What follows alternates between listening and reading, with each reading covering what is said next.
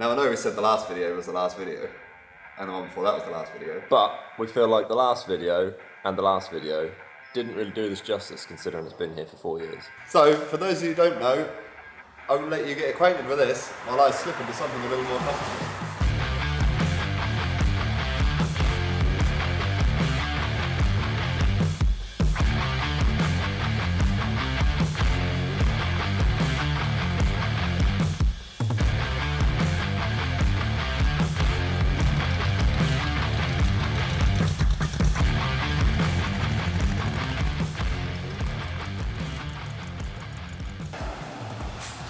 Now, first thing we're going to do is disprove a common theory that you cannot in fact drive this over a speed bump or on a road. So, let's go for a drive, shall we? Come on, driver. Let's go.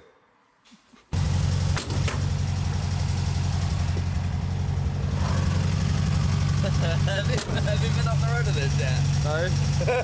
I don't know if anyone will be able to hear us. It's quite noisy.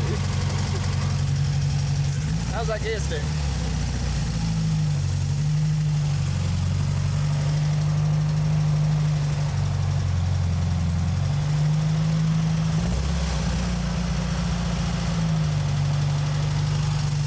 I'm quite scared. You should be. Should be. What are you doing?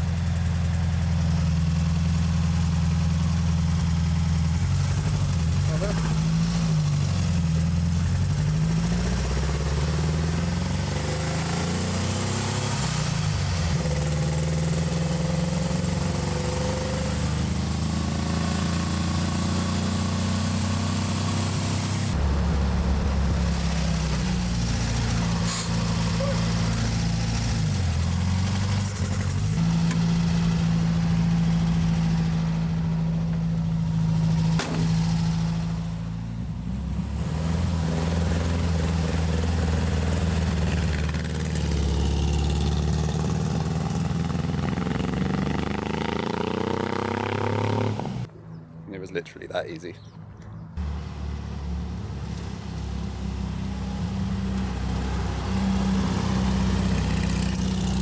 You left me behind.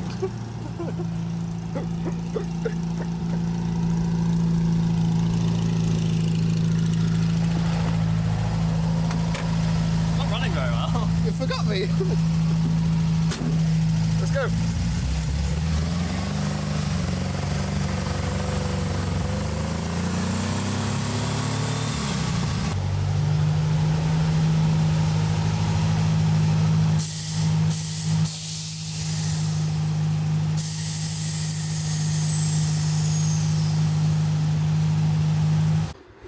Right, well that was fucking horrendous. But, in my head that scene worked better. In reality, you've probably just had a load of noise and not a lot of else. But, before we carry on, I just wanted to show new jacket and hat combo Christopher has on. There's nothing on the back. This is quite nice actually. That's a lovely jacket. I've had that since June, this exact one, testing it, and it's waterproof, windproof, apparently sadly not air-cooled motorproof. But there's also a jumper, and no, there isn't a hat, is there? No, I've got the helm. You got the hat on. I've got the hat on. There's a jumper and a t-shirt. This is... Oh. Right, so these are on the website, and it's double entries until bonfire night. So if you want to win the van, now's your time. Now, there is also... I wanted to do a Halloween t-shirt, and I thought, what's the scariest thing I can think of? And that's blowing up an engine. So, this t-shirt is also on there, but this one's only on there till bonfire night. So if you want one of these, go and get it. And remember, use the code YouTube, get 10% off. Now, let's have a look through what we've done on this. So, like we said, we've had this here for about 4 years now, and it looked very different when it first came. I will insert a picture, because I think sadly we lost all the video footage, but I'll try and get that. If not, here's a picture of it. And it's gone through quite a lot of changes. A lot of them you couldn't see. So we're going to go front to back and show you exactly what we've done. Christopher. So, well, we literally go front to back. I might as well, yeah. We literally go front to back. Right, so, front. Bumper has been mounted where it needed to be. We've got a tow bar here, which goes through to the beam. Handmade the front panel section. The wheels, Porsche cookie cutter, 17-inch JBWs. Let's not forget new lights, New and lights. obviously all that's wired in. Now, if you pop the hood, as they say in With the jazzy little America, flap. Oh! under here, obviously we've had to make all this firewall setup. None of this was in here. There was no fuel tank. The beam, the pan has all had a pie cut and the beam has all been raised. So that was mostly what we've done on the front, and obviously fit the air ride. But a lot of it was obviously paint, and Gareth done some of this when he used to work here. That's how long ago this was. This was here. So he basically learnt to make panels on these front, and they came out very nice, actually. Credit where credit's due. Done a good job, Gareth. Well done. Moving on further. So this is all on like a custom rack and pinion steering. The brake, master cylinder, everything is obviously down there. You can't get to it, so this pot is up here, out the way. The mirrors come off of Miles's split screen, which is in the corner, which is the next project that we've got to do for Miles. The paint in the graffiti green. So this is just graffiti paint, much like Jack's Renault. And Yeah, this already had a kind of undersealy texture on it. So we literally just went over the top of it, just because it was like a weird kind of faded matte black before, wasn't it it? was just a rat can black. Just wasn't it, I suppose? didn't look right, did it really? Not quite nice. Right, shall we move inside to the cab, or should we stay outside? Well, let's- outside. So the sills. The sills originally were literally just a little bit of thin box section. So these have all been sort of brought down and contoured round. So this can be driven aired out, because it is just like the bags on the front are like Monroe air assist ones. It's not like a full bag strut. So like you can drive this aired out if you want to, basically. So that's why it's not like completely on the floor. We could have made it completely on the floor because we made the sills, so the sills could have been on the floor if we wanted to. Sorry. On the rear, no, you're right. Chris does a lot of ums, I tell him off. They're really loud ums. Yeah, my microphone just goes red every time. So I made, when this came, obviously had no air ride on it, so I made full rear chassis legs for this to mount obviously the bed to and the rear air ride. Now I made all mounts and everything to make the rear air ride, and it actually came out pretty good. I don't know how they normally do it on Beetles because I'm not much of an air-cooled enthusiast, but it seemed like the easiest way to do it on this. I don't think I'll have a picture of it, but if I do, I'll insert one here. I'm pretty sure I don't have one. You might have one. It's fairly easy. But yeah, so basically there's two chassis rails run up either side with bag mounts on, and then I made a plate which bolts to the original, or what do you call them, axle tube. Spring plates. Yeah, so on the back of the spring plate there's then a bag mount, so the rear air ride works quite well actually. And we put the little gauge in, which you've probably seen. Now the idea of that is the air ride is on a remote, so as you walk up to it you can and then check before you get in. Carry on, Christopher. So, I'm going to carry on with like bodywork and metalwork things. After I drove this to Bug Jam, the doors were like, they rattled around like mad, and they made so much noise, and there's so much wind come in, because obviously, you know, normally the doors would be the other way around. So we came back, I then fabbed up all of these pillar sections, so these weren't here before, it was actually just the catch on this part of the pillar, so that we could actually get a rubber seal in there, stop all the doors rattling around and stop wind sort of flying in. Obviously the roof is, I think this is quite a rare thing, I don't know, Land Rover people if you're in the comments. I hope they're not. I They're so angry. sorry. I think this is a safari roof or something, apparently it's quite rare. So, got that, but obviously the windscreen and that isn't where it should be. The windscreens are normally like right up here, so you need like quite a big like dash panel here. So inevitably this is like already roof chopped. So putting the roof on, then all the sides didn't fit, and they didn't fit front to back and everything. So we ended up, it's a summer cruiser, it didn't need sides, it's never going to have these windows, so it doesn't really need these windows. So we went for a simplistic posts and roof setup. Moving around further to the back, I have just spent lovingly, as you saw in the last video, a good few days making this rear bumper. This is the whole reason we're doing this video. Chris has held me at gunpoint and said you better do another video so I can show my bumper. I needed to finish this off. You needed to see the rear bumper because it's a work of art. I spent a lot of time with this. I even got to the point where I 3D printed caps that locked in so that when I put the exhausts on, they were dead in the middle of the cutouts so that no one ever can say they're not in the middle. They are in the middle, all right? He's rounded off the ends. I can't remember who it was in the comments, but someone said it needs rounded ends. He'd already done them before, but They turned out lovely. I wasn't going to do the rounded ends, but then it was missing something, so... There's the badge. Obviously, let's not miss out his badge. And was it Joe? I think Joe with the caddy. I think he won the badge. Joe the caddy won the badge. I'll send that out to you. Even the tailgate. So oh, hang on. It was my wrist. If anyone wondered what I'd injured in the last video, it was my wrist. The tailgate, again, we made it rather than. I can't remember what I had on here before. I think it was just a bit of mesh, wasn't it? A bit of mesh, like. Yeah.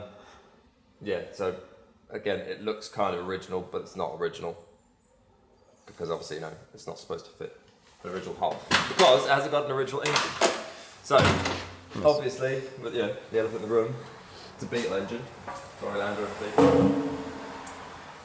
So this is just a 1600 twin carb, which again was donated out of the split screen project because that doesn't need that for a while. Yeah, so originally, was it a 1200, wasn't it? 1300? I think this was originally a little 1200 in this, but with that, it shifts quite well with that. It's quite funny to drive. They probably saw that in the video where I'm trying to not flop my camera out the side. And it was only on one carb. The carb link just fell off, so it was only on one carb when we went up the road just then. Yes, so the gearbox, an old engine, were already in this, so we literally just one engine out, put this one in. I wired all the engine side and obviously the rear lights. You would have seen that in all the other videos. Chris has done a little bit of wiring since and put some gauges and bits in, which we'll show you in a minute. But yeah, basically there was no wiring on it, so we wired it from scratch as well. I made these tubs up in a video which I don't even think is on the internet anymore, and then Chris has done all of this centre section. Like I say, if you want to see all this, this is all in videos. If you scroll back, I'll link it all at the end. But the air ride is also out of that split screen over there. The split screen's really been pillaged. Basically, that's the next job for Miles, is to build that split screen. But I think he really wants to go to town. That'll be something that he'll use all year round. It'll be a full camper. Him and his missus will go out in it. So basically, all of the stuff that was on there, like the air ride and stuff, it's really basic, it's really primitive. So it can go on this because this is just a little summer cruiser. Same with the engine. He's probably gonna, it's big heavy things. He's probably gonna put like a 2-litre engine or something in that. So it didn't need that. So a lot of stuff got pillaged from that to this, rather than buying loads of new stuff for something that is just gonna be a bash around summer cruiser. So yeah, like Jack said, I did all that metal work. So then I've done all the rear, like split screen. So if you ever want to take the engine out, you just pop the bumper off, pop this rear panel off, and the engine just flies out. So sort of maintenance. There's loads of boring maintenance stuff that's been done on this as well. Obviously, do you know what I mean? Brakes, boots, and Boots, yeah, mounts, all of that boring stuff. That was all new brakes and boots and brake lines, and basically it's everything to take it from a thing that's rolling around the workshop to something you can drive on the road. Yeah, now we didn't film a lot of it because it makes for boring TV, but it is literally basically brand new underneath, isn't it? Every single bit has been changed. But the inside, have a look in there, because there was talk of a shifter extension in the last video. Oh, yes, let's carry on with that. Which has now been done. I'll meet you inside. This is just one clip. So hang on, I'll cut for a second. I will just add quickly as well, I've got a new lens which should make up for a lot better videos and footage, but I'm not used to it yet, so if this video is really light then really dark, that's on me. So anyway, let's go to the dark insides. Now, also I'd like to point out, if there are any Land Rover people still watching at this point, well done. We are sorry that you are offended. But this wasn't one Land Rover that's been bastardised. This is made up of many random panels and bits found on the internet. So don't worry, we haven't taken one of your precious Land Rovers off the road to build this. But if you keep leaving me in comments, we will. I will get an earlier one, a rarer one, and I will chop it up. Now, Yeah, so the gear stick extension was probably where that wasn't back yet, was it? So I left off after the last video finished and went over to Harry's of Precision Engineering, such a mouthful, and he made me up this lovely extension. So this is a Bug Tech race short shifter. So, but when it was that late, it's just obnoxious. Like the gears were so, you couldn't find it. You didn't know what you were in. Everything was so close together. Like, and I'm sure it would be good for a race car that's got, you know, a dialed-in gearbox and dialed-in linkage. But like for this, like it only went for the race shifter because I knew I was going to be doing this. And if you do this onto a standard shifter, you get a lot of sway. So yes, this is on a nice race shifter now, so you can sort of find the No, Chris, if you're going to show the gears, you have to do like you did in the last video.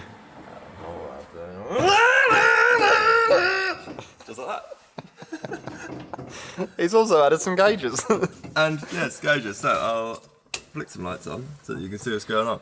So after it did its little jazzy dance. So this is a GPS speedo, right? This was about 30 quid off Amazon. And it's really good. It's quite accurate. And it does a little odometer reading, so we've done 2.6 miles in it since this has been in. Yeah, I can highly recommend the GPS speedo. The other two gauges are like Smith's gauges, so just oil temperature and fuel tank, so Miles doesn't run out of fuel and doesn't blow his engine up. That's what I like to call worry gauges. The ones you don't need, you put them in and then you just panic. Yeah, I also put this little button in here, which changes the colour. This is completely unnecessary. Changes the colour of the of the GPS speed. I think I might put LED lights bulbs in these because these two are really dim compared to that one. There's also Jack put the original, like a new fog light on the rear and ran the wire all the way up here. But like, why do you need it hasn't even got a reverse light? So, but I didn't want to leave the wire just hanging, so I did put the fog light button in. In my defence, who the fuck is going to be driving this in the fog? You don't want to be driving this in the fog. But yeah, it's an extra light, it's there. No, what really happened is I done it all and I forgot to order a fog light switch. So I didn't have one. Indicator stalk is there. That's quite difficult to get used to, I must admit, having an indicator thing on the dash, but once you are used to it, it's actually alright. I don't even know if you noticed this yet or not. I swapped this USB stick thing out for one with a voltage gauge so you can see what voltage is in there. Yes, I notice all the pointless things you do, Chris, don't panic. Yeah, lights. The lights now all work. I don't know whether that was in the previous video that they were.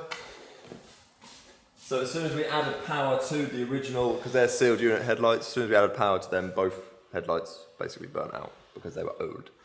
So, brand new headlights. Again, brand new side lights, brand new indicators. I think the rears all work. Let's have a look. Apologies if they don't. But the brake lights as well. Oh yeah, go on. In case people aren't sure. Brakes. Yeah, got brakes. Left indicator. Yeah, Right indicator. yeah. One. Feel like I'm doing MOT prep with my dad about 20 years ago. Holiday. We just need to check the trailer lights. Oh, just check the trailer lights.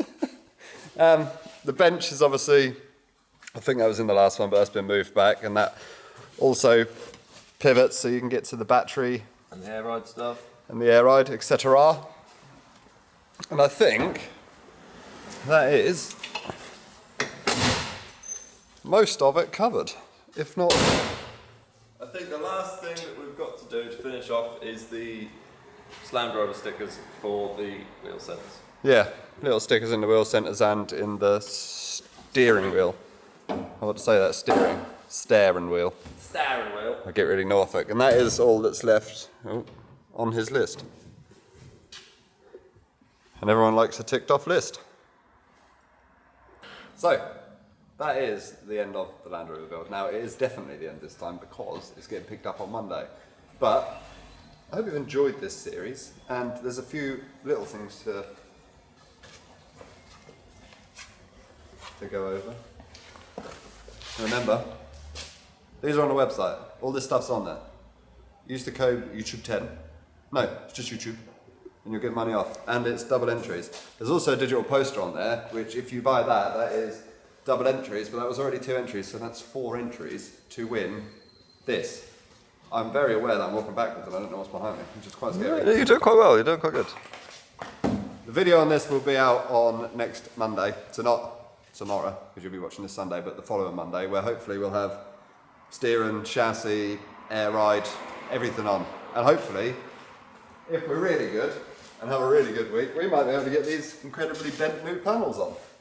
So, it will then be ready for paint in the following week's video, engine, and then one of you can win it. So, give us some shit. Thank you for watching. Subscribe. Ta-ta.